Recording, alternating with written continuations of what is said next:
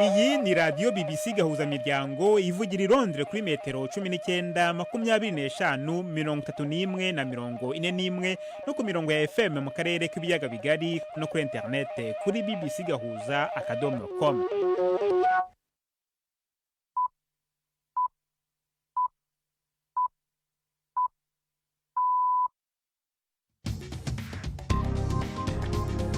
Ubu ni saa 10 n'igice ku isaha mpuzamahanga ya GMT, ni saa 12 n'igice ku isaha yo mu Rwanda no mu Burundi. Muri studio muri kumwe na Jacques Niyitegeka. Izi ni ingingo z'ingenzi zigize aya makuru. Igisirikare cy'Uburusiya kiravuga ko cyafashe umujyi wa Kurakov mu burasirazuba bwa Ukraine. Mu duce tumwe twa teritwari ya Masisi mu burasirazuba bwa Repubulika ya Demokarasi ya Kongo haravugwa imirwano nyuma yaho ejo bundi kwa gatandatu umujyi wa Masisi wigaruriwe n'umutwe wa M23. Imirwano zirakomeje aho bita muri Ngungu, hafi na Ngungu, aho bita muri Kabingo, Kamatare, Nyabihanga, Rwangara, aho hose imirwano zirakomeje na hafi na Ruzirantaka. Mu Rwanda mu rukiko rukuru rwa Kigali hakomeje urubanza rw'itsinda ry'abarimo umunyamakuru Theoneste Nsengimana baregwa umugambi wo gushaka guhirika ubutegetsi. Tubafitiye n'ikiganiro cy'urubuga rw'imikino muri mwese ikaze muri amakuru yo kuri wa mbere turi ku itariki ya 6 z'ukwezi kwa mbere.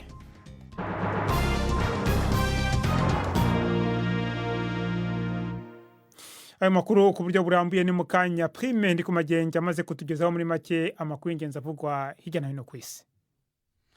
Abategetsi ba Buraya bashize mu majwi biyamiriza umugabo wa mbere akize ku isi, umunyamerika aharura amafaranga muri za miliyaridi z'amadolari Elon Musk kubera kwivanga muri politike y'ibihugu vya Buraya.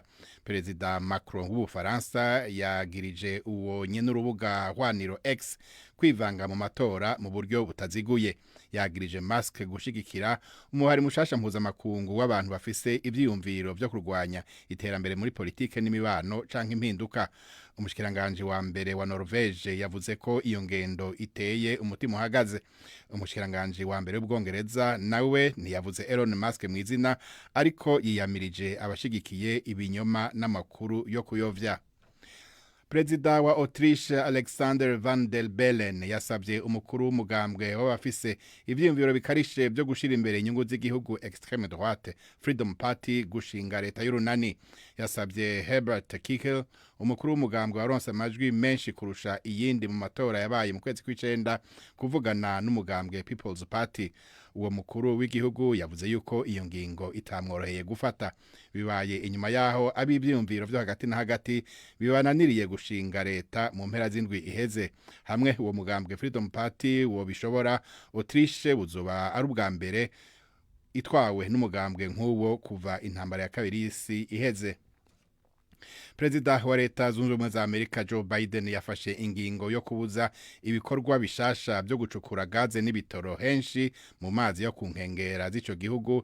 Ivyo Biden akaba bikoze indwi zibiri imbere yuko Donald Trump agaruka ku butegetsi. Trump yiyemeje kuzokongereza ibikorwa byo gucukura ibitoro. Uwo agiye kuja ku butegetsi hari naho azokenera inama nkenguzamateka na nshingamateka kwemeza itegeko ryo gufuta iyo ngingo. Ni inkuru ya Michel Fleury mw'ijwi rya Jean-Claude Mwambutsa. Itegeko rizabuza ibigo bicukura peteroli kuba byakodesha amazi yo gukoramo ubucukuzi bushya mu nkengero z'uburasirazuba n'uburengerazuba mu burasirazuba bw'ikigobe cya Mexico ndetse n'inyanja ya Bering muri Alaska. Ni uburyo bwo kubungabunga umurage wa Joe Biden kubirebana n'imihindagurikire y'ikirere imbere ya perezida watowe Donald Trump, ushyize imbere kurushaho ibikorwa byo gucukura peteroli n'umwuka wa gas ndetse akanaha agaciro gake ingaruka z'imihindagurikire y'ikirere. Abahanga bavuga ko bitakoroha guhindura itegeko ry'ubutaka ryifashishijwe. Byasaba ko ubutegetsi bwa Trump bwiyambaza Congress kugira ngo ibufashe guhindura itegeko. Aya makuru mwumvana ya BBC. ONU yatanguje akama ko kwegeranya amafaranga angana na miliyaridi 4 z'amadolari yo gufasha Sudan. Ishaka gufasha abantu bangana miliyoni 20 bari mu kangaratete nyuma y'amezi 18 aheze bari mu ntambara yo hagati mu gihugu. Ubujejwe guhuza ibikorwa byo gufasha bari mu kaga muri ONU avuga yuko abarenga 50% y'abo bantu ari abana. Yasabye ko intambara yohera nuko havanwaho intambamyi zibuza imfashanyo gushikira abakeneye ku buzima bwabo burokorwa. uturere dutanu tuja tumaze gutangazwa ko turimwo inzara aho abantu barenga miliyoni 8 bashobora kwicwa no kubura ico barya. Intambara hagati y'ingabo za Sudani n'abitwara bwa gisirikare ba Rapid Support Forces yatumye muri Sudani haba akaga katari bwigere kaboneka. Uwahoze ari umukuru w'Ufaransa Nicolas Sarkozy uyu munsi yitavye sentare mu ntango z'urubanza rw'igiturire canke ruswa aho yagirizwa kwakira amafaranga ateye kubiri n'amategeko ayahawe n'uwari umukuru wa Libya Muammar Gaddafi. Nta kwezi kwari bwahere Sarkozy atsinzwe. Urundi rubanza yari yunguruje narwo rw'ibiturire aho ategerezwa kumara umwaka yambaye umuringa uri ku buhinga bwa none bwereka abashikiriza amanza ahaba ari buri gihe. Ni inkuru ya Hugh Schofield yari muri sentare mu yumva mwijuru rya Robert Patrick Misigaro. Sarkozy azokwiza imyaka 70 mu kwezi kuza yashitse muri sentare atambaye umuringa yategetswe kwambara mu kwezi guheze mu rundi rubanza. Ariko nuko ari bitaraherahezwa neza mwishigwa mu ngiro ry'ico gihano, kandi birashoboka cyane ko muri urwo rubanza rushasha ruzomara amezi 3 uyahoze ari umukuru w'igihugu azokwitaba yambaye uwo muringa.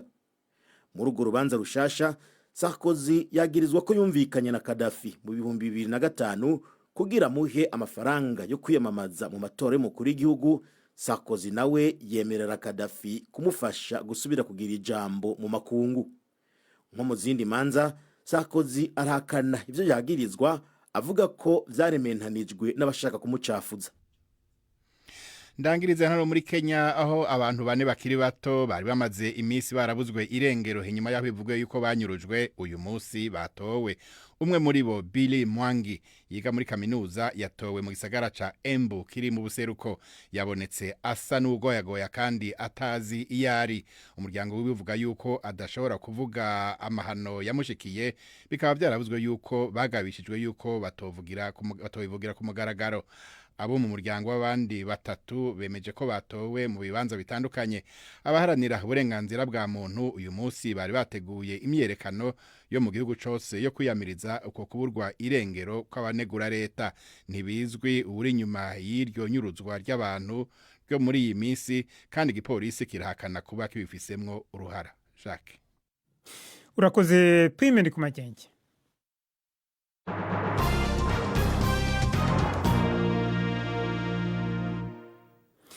Ana makuru ku buryo burambuye reka tuyahere muri Ukraine. Igisirikare cy'Uburusiya kiravuga ko cyafashe umujyi wa Kharkov mu burasirazuba bwa Ukraine. Ukraine ariko ntiyigeze yemeza ko yatakaje uwo mujyi. Ni inkuru ya Will Vernon mugezwaho na Fenega Kwaya. Mu gihe ingabo z'Uburusiya zikomeje gukaza ibitero mu burasirazuba bwa Ukraine, Moscow yatangaje yuko yafashe umujyi wa Kharkov uri mu ntara ya Donetsk. Ariko amakuru cyatangaje mu gitondo avuga uko ku rugamba byifashe, igisirikare cya Ukraine cyavuze yuko cyashubije inyuma igitero cy'abasirikare b'Uburusiya mu mujyi wa Kharkov. Mu byumweru bibiri bishize, Kiev yavuze yuko yakuye ingabo zimwe zayo muri ako karere kugira ngo zitaza kugotwa. Ku rundi ruhande, Moscow yemera yuko gufata Kharkov bizayifasha kwihutisha urugamba rwo kwigarurira intara yose ya Donetsk aho iri gutsinda kuri urwo rugamba. Ibi kandi bihuriranye nuko Ukraine nayo yagabye ibindi bitero mu ntara y'Uburusiya ya Kursk ibyumweru bibiri gusa mbere yuko Trump uherutse gutorwa muri Amerika afata ubutegetsi. Umujenerali wacyuye igihe muri Amerika Ben Hoggins akaba yaranayoboye ingabo za Amerika ku mugabane w'Uburayi, yavuze yuko impande zombi zihanze amaso ku bizaba Perezida Trump nagaruka ku butegetsi. Ntekereza ko Ukraine icyo iri gukora muri ibi bitero bigana Kursk yatangiye kugaba mu kwezi kwa 8 ni ukugira ngo icyambere itume Uburusiya bwimura abasirikare babwo, kandi biri kuba muri iyo mirwano mu burasirazuba. Ariko kandi nanone icya kabiri cy'ingenzi, ihindura imvugo ku ntambara. Ibi bitera Kremlin ibibazo by'amahitamo. Yigeze kuvuga ko ibiganiro byose bigomba gushingira ku buryo ibintu byifashe ku rugamba. Uburusiya burashaka kugumana agace bwafashe. Ibyo rero bisobanuye ko na Ukraine ubwo yagumana ubutaka bunini bw'Uburusiya. Ibintu byumvikana ko bizagora Uburusiya kubyemera. Ingabo z'Uburusiya zafashe ibisisiro mu burasirazuba bwa Ukraine muri ibi byumweru bishize, kandi zikaba zugarije umujyi ukomeye mu gutwara abantu n'ibintu wa Pokrovsk. abategetsi ba Kiev baravuga yuko ibi bintu bikomereye ingabo za Ukraine ku rugamba kandi yuko bibateye amakenga menshi. Inkuru ya Will Vernon, umuhungu wa perezida wa Uganda akaba n'umukuru w'ingabo, yongeye kuvuga amajambo ateza impari. General Muhoozi Kainerugaba yavuze ko ashaka guca umutwe Bobi Wine utavuga rumwe n'ubutegetsi bwa se. Si ubwa mbere General Muhoozi avuga amajambo ateza impari, mbere amaze gutuma se asaba imbabazi. Ni inkuru mushikirizwa na Prime Nikumayenge, Nairobi. Mu butumwa yacishije kuri X yahoze ari Twitter, General Muhoozi ntavuga igituma ashaka guca umutwe uwo atavuga rumwe n'ubutegetsi bwa se, ariko muri ubwo butumwa yanditse ati iyaba Mutamatari muzima uno munsi namuca umutwe.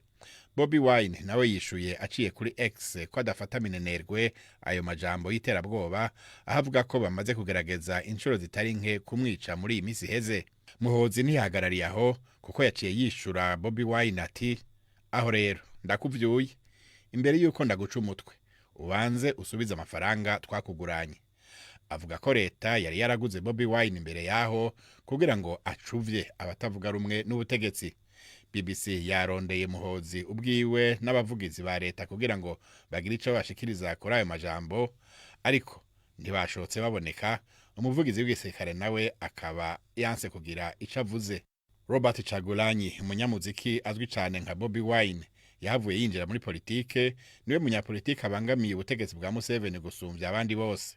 Yaranse kwemera ibyavuye mu matora yo mu 2021, avuga ko atabaye mu muco no mu mwidegemvyo. Muri ayo matora akaba yaje ubwa kabiri mu majwi inyuma ya Perezida Yoweri Museveni. Inyuma y'igihe adaherutse kwandika bene ayo majambo, mu kwezi guheze niho Muhoozi yasubira. Mu minsi ibiri kurikirana, ibihugu vya Republika ya Demokarasi ya Kongo na Sudani vyompi vyasavye Uganda kwisigura ku majambo uwo muhungu wa Museveni yari yavyanditseko. Muhoozi yigeze no kwandika ko yotera agafata igihugu kibanyi ca Kenya mu minsi mike. Ico gihe se akaba yarasavye ikigongwe mugenzi we wa Kenya.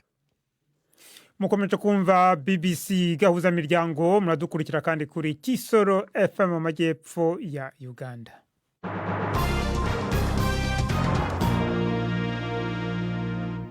Tuje mu burasirazuba bwa Republika ya Demokarasi ya Kongo, mu mujyi wa Masisi hagati hazwi nka Masisi Centre, haravugwa agahenge kuva aho ufatiwe n'inyeshyamba zo mu mutwe wa M23 ejo bundi kuwa gatandatu, nyuma y'iminsi imirwano ica ibintu mu nkengero zawo hagati y'ingabo za leta n'uwo mutwe. Hagati aho ariko imirwano irakomeje mu tundi duce tw'iyo teritwari ya Masisi.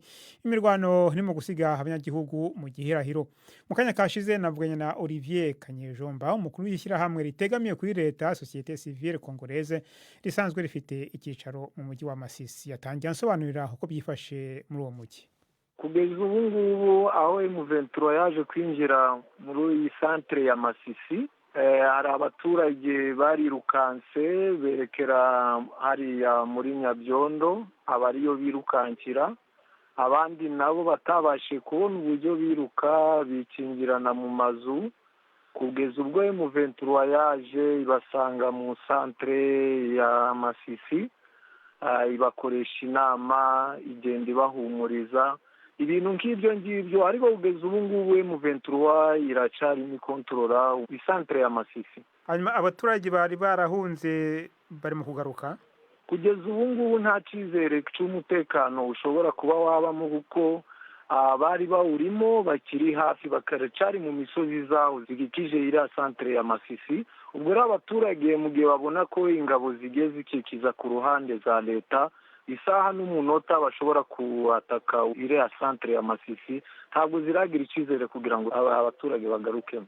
Hari amakuru avuga ko imirwano yo yakomeje mu nkengero z'uwo mujyi, bimeze gute? Yego, na n'ubu ngubu imirwano ziracakomeza n'amasaha tuvugana. Imirwano zirakomeje aho bita muri Ngungu, hafi na Ngungu, aho bita muri Kabingo, Kamatare, Nyabihanga, Rwangara. Aho hose imirwano zirakomeje na hafi na Ruzirantaka. Kugeza ubu ngubu kuva kuwa gatandatu imirwano ishamiranye hagati y'ingabo za leta na Wazalendo bahanganye n'umutwe wa M23. kugeza amasaha aya ngaya umunsi ku wundi baragenda bahanganye cyane kandi abaturage nabo bakagenda bahakomerekera. abo baturage bari muri utwo duce twa Ngungu n'ahandi uvuze ubu bari hehe, barafashwa gute? Kugeza ubu ngubu hari abaturage bahariya mwa iriya santere ya Ngungu, nabo bamwe bafite ubwoba cyane kuko FRDC na Wazalendo bashobora kuba bakandagira muri iriya santere n'amabombe akaba yaza kubarwaho. Bamwe batangiye guhungira mu mujyi wa Goma. Ngungu rero nta mirwano yari yageramo? Muri santere ya Ngungu ntabwo zirageramo mu santere nyirizina, ariko mu misozi zihakikije niho imirwano ikakaye cyane mu buryo bukomeye nimo iri kugenda iri kubera. Ndebye ku ikarita ya Masisi ndabona Ngungu ari hafi ya teritwari ya Karehe. Ni ukuvuga ko imirwano ishobora kuba yerekeza muri iyo teritwari? Yego, kuko aho M23 yari isa n'iri ku mupaka wa teritwari ya Karehe, aho bita muri Kamatare na Kamatembe, nariya mu Rwangara, ubwo ingabo za leta zishize hamwe na Wazalendo barangije barazamuka baturuka hariya muri Karehe, baraza birukana umutwe wa 23 bawegezayo. ubu ngubu ahantu bahagarariye ni muri utwo turere maze kukubwira, ariko nanone imirwano ziracakomeje nkuko mu kanya intambara ni nk'umupira byahinduka. Hanyuma biri mu kugira izihe ngaruka ku mujyi wa Goma ukunze kuvana bimwe mu bifungurwa muri za Masisi? Urabona ko umujyi wa Goma uri mu kangaratete gakomeye, aho M23 imaze kugenda iwukikiza imihanda igaburiye umujyi wa Goma. ubu ngubu kubona ibyo kurya birigeramo bigoranye cyane. Ibyo kurya mu mujyi wa Goma ni ikibazo cyane, biragenda bizamuka ibeyi kuko kugira ngo bihagere binyura ku bintu mu ngendo ndende cyane. Olivier Kanyejomba. Mu Rwanda urukiko rukuru rwa Kigali rwakomeje iburanisha ry'urubanza rw'itsinda ry'abarimo umunyamakuru Theoneste Nsengimana baregwa umugambi wo gushaka guhirika ubutegetsi. Habaye impaka ndende abunganira baregwa bavuga ko bashyizweho amananiza na gereza ya Nyarugenge ubwo bifuzaga gusesengura ibimenyetso by'amajwi byatanzwe n'ubushinjacyaha. Bavuga ko gereza yanze ko binjirana imashini kandi arizo zarimo ibyo bimenyetso. Bamwe mu baregwa basabye ko urubanza rwongera gusubikwa ndetse urukiko rugategeka gereza korohereza abunganira baregwa. Ni inkuru ya Jean Claude Mwambutsa wari mu rukiko. Uwimana Claudine niwe mugore rukumbi muri iri tsinda ry'abantu 9 baregwa. Yahakanye uruhare rwe rwose mu byaha birimo kuba mu mutwe w'abagizi ba nabi. Ubushinjacyaha bumurega kwitabira amahugurwa yateguwe n'ishyaka Darfa Umurinzi rya Ingabire Victoire, aya ngo akaba yarafite umugambi wo gukangurira abayitabiriye guhirika ubutegetsi. Claudine yemera ko yitabiriye amahugurwa ariko ko atayarangije kuko yayitabiriye umunsi umwe gusa. Uwimana avuga ko igitabo bifashishaga mu mahugurwa cyavugaga ku buryo bwo guhirika ubutegetsi mu mahoro, gusa akavuga ko atumva impamvu yaregwa guhirika ubutegetsi bw'u Rwanda kandi igitabo ntaho kivuga iki gihugu. Ubushinjacyaha buvuga kandi ko ibyo Uwimana yakoze yari abizi kuko yanitabiriye umunsi witiriwe Ingabire Victoire wamenyekanye nka Ingabire Day. Umwunganira mu mategeko Gatera Gashabana avuga ko Uwimana atagomba gufatwa nk'uwari mu mutwe w'abagizi ba nabi. Nta hantu ubushinjacyaha bwerekana ko yari mu mugambi umwe n'abayateguye. Uyu munyamategeko avuga ko kuba itsinda ry'abantu bakwiyumvamo Victoire Ingabire ubwabyo bitagize icyaha. Ikindi ngo kuba abantu bakwinubira ibyo barambiwe bitari byiza nabyo ngo ntibigomba gufatwa nk'icyaha. Undi wireguye ni Alphonse Mutabazi ugaragazwa nk'uwari mu bo kwisonga ry'uyu mugambi. Alphonse ngo ntiyitabiriye amahugurwa ariko ubushinjacyaha bukavuga ko ari we yashishikarije abarimo Claudine Uwimana. Nubwo atayagiyemo, Alphonse avuga ko asanga kwitabira bitagize icyaha. Avuga ku munsi witiriwe Ingabire Victoire, Mutabazi avuga ko kwitabira nta cyaha we abibonamo. Kuri we ngo kuva nta rukiko ruremeza ko kwitabira Ingabire Day ari icyaha, nta kintu kizabuza abamukunda kuba banawitabira mu bihe biri imbere. Abaregwa bose bashinjwa ko bari mu mutwe ugamije guhirika ubutegetsi, ngo bateganyaga kandi gukangurira abaturage kwigomeka ku butegetsi nko kubashishikariza kwanga gutanga imisoro bababwira ko ibatsikamira. Umunyamakuru Theoneste Nsengimana ashinjwa kuba ari we wari kwifashishwa mu kwamamaza umugambi w'uyu mutwe yifashishije televiziyo ye Umubavu ikorera ku murongo wa YouTube. Ntabwo we aratangira kwiregura, cyakora ubwo yagezwaga imbere y'umucamanza bwa mbere yavuze ko adakwiye gukurikiranwaho umugambi w'icyaha kuko ibyo yakoze byari mu mwuga we w'itangazamakuru. Urubanza ruzakomeza ku munsi w'ejo. Jean Claude Mwambutsa, BBC Gahuzamiryango i Kigali. Mukomeje kumva BBC Gahuzamiryango, tugeze ku isaha ya saa 12:50 ku masaha yo mu Rwanda no mu Burundi. Hano irondoro muri studio za BBC tugeze ku isaha saa 10:50 n'amasegonda 12.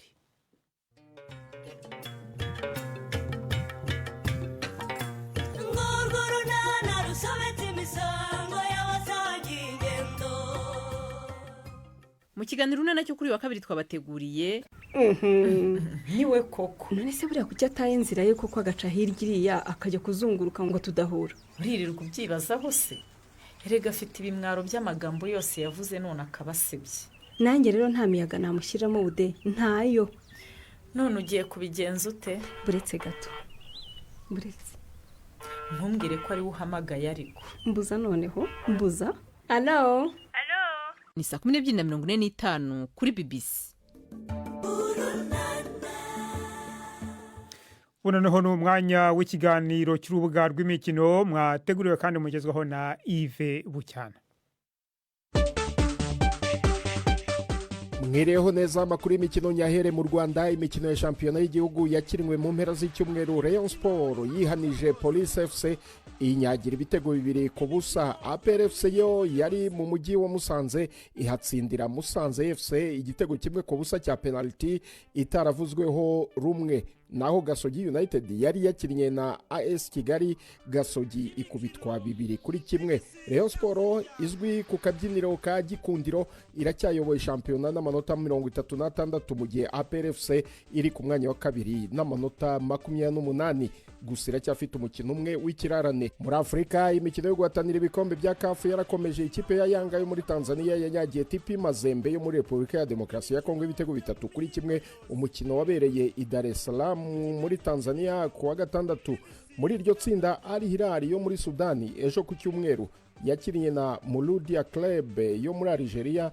Umukino urangira amakipe yombi anganya igitego 1-1. Al Hilal yoboye iryo tsinda n'amanota 10 ikurikiwe na Mouloudia ifite amanota 5. Yanga ni ya gatatu n'amanota 4 naho TP Mazembe ni ya nyuma n'amanota 2. Indi kipe yo muri Repubulika ya Demokarasi ya Kongo ni Maniema yatsinzwe na AS FAR yo muri Maroc ibitego 2-0. Mu itsinda ririmo kandi Raja Casablanca nayo yo muri Maroc yo yatsinze Sundowns yo muri Afrika y'Epfo igitego 1-0. AS FAR niyo iyoboye iryo tsinda n'amanota 8 ikurikiwe na Sundowns ifite amanota 5 naho Raja Casablanca ni ya gatatu n'amanota 4 mu gihe Maniema iri ku mwanya wa nyuma n'amanota 3.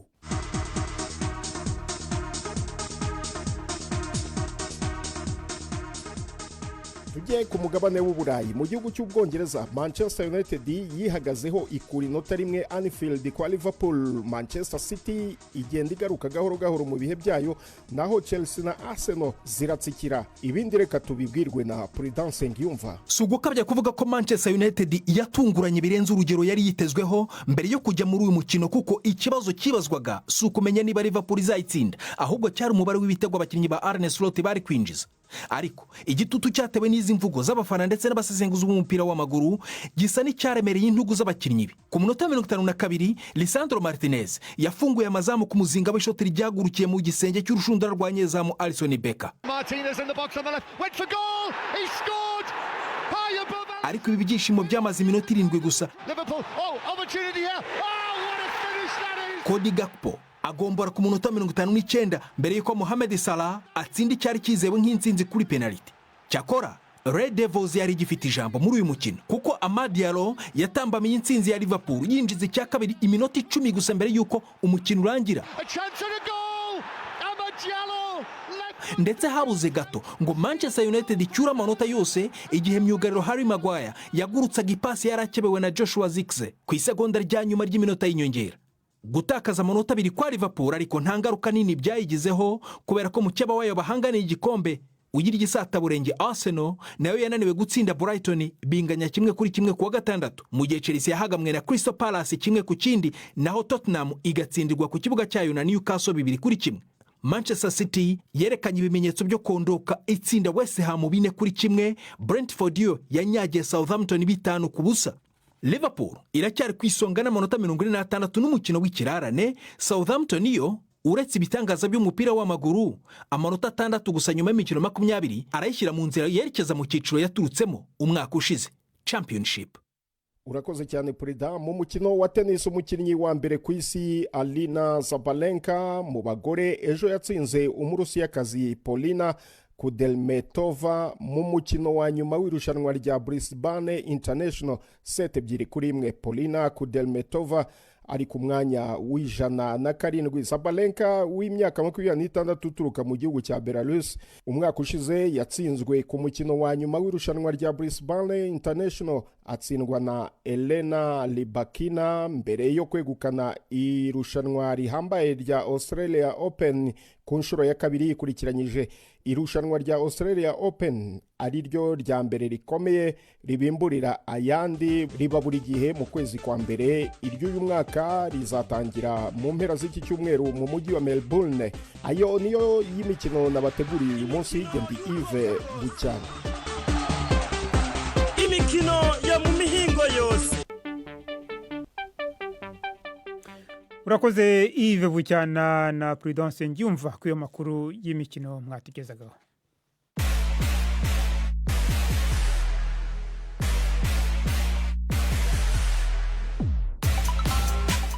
Birashika abantu mu bihugu bimwe bimwe cyangwa uturere bakagira ibibazo byo kuja ku mbuga za BBC ahanini bitewe nuko haba harabazizibiye, ariko hariho uburyo bwo gukemura icyo kibazo.